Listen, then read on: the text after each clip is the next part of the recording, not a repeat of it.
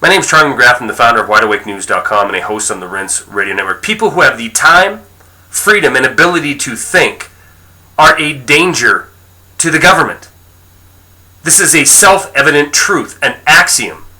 People who have the time, freedom, and ability to think are a danger to the government. This is why we've seen the two-party political system be compartmentalized into many different cults, sects, divisions, pigeonholes inside the red team and the blue team.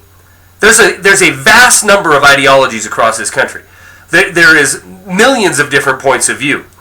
But we have to compartmentalize into a two-party system.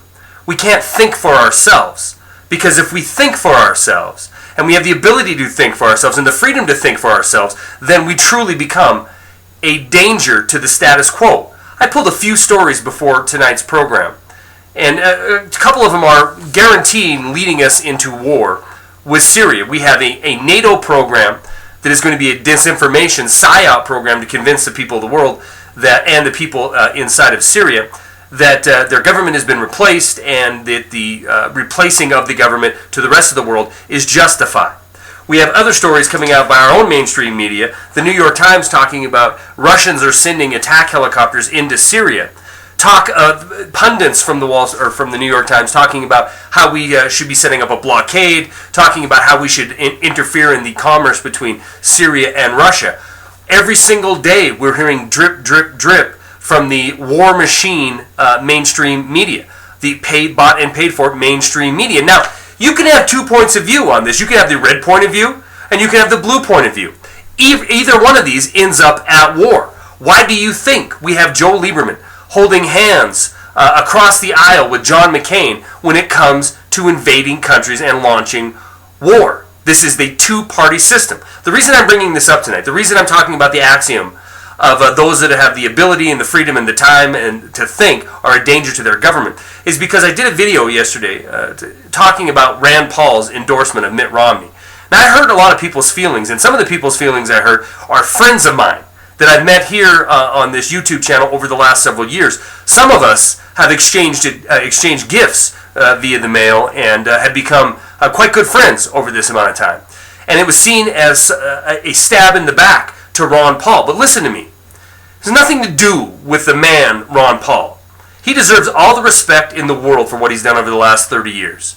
Spreading the message of liberty, spreading the message of ending illegal war, spreading the message of auditing the Federal Reserve, spreading the message of returning to a constitutional republic. He deserves recognition for that achievement. But when you turn a movement, a revolution movement, into a camp, the Paul camp, and you decide to pass that dynasty on to your son that used this revolution in 2010 to become senator, then you suddenly take what you've done and make it worthless.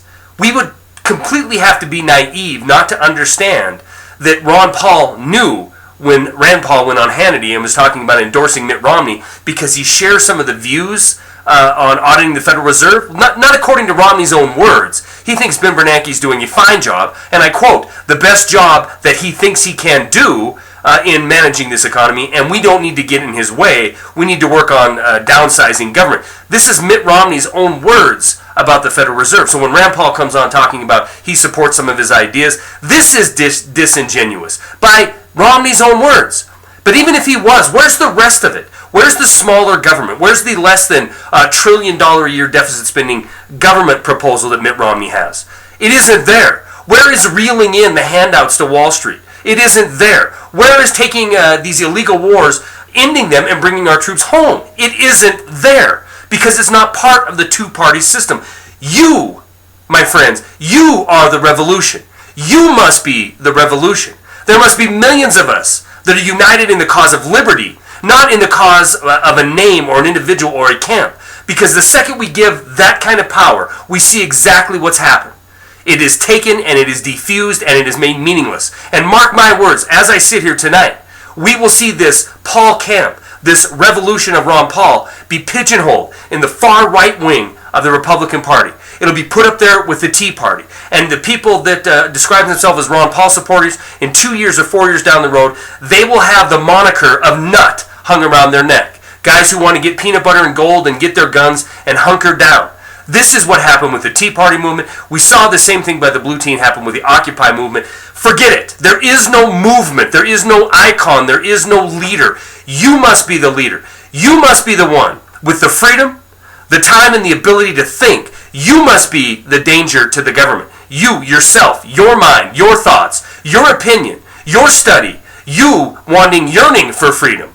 Because they can never destroy that. They can never grab all these people that are wanting liberty and demanding liberty and justice and into illegal wars and a sound monetary policy and the end of corruption. They can't gather us all up and co-opt us.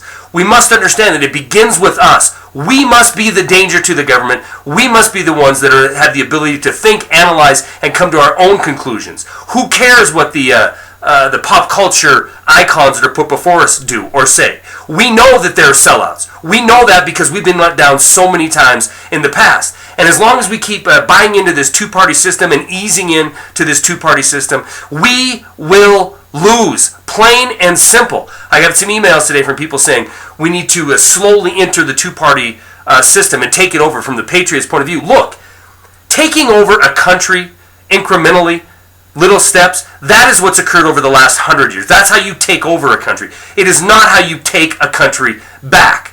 We will not get in there slowly, a little bit here and a little bit there. This is how the Constitution has been destroyed. We must demand resolution now. We must demand integrity now. We're not going to get a plank at a time until suddenly we wake up in a constitutional republic again.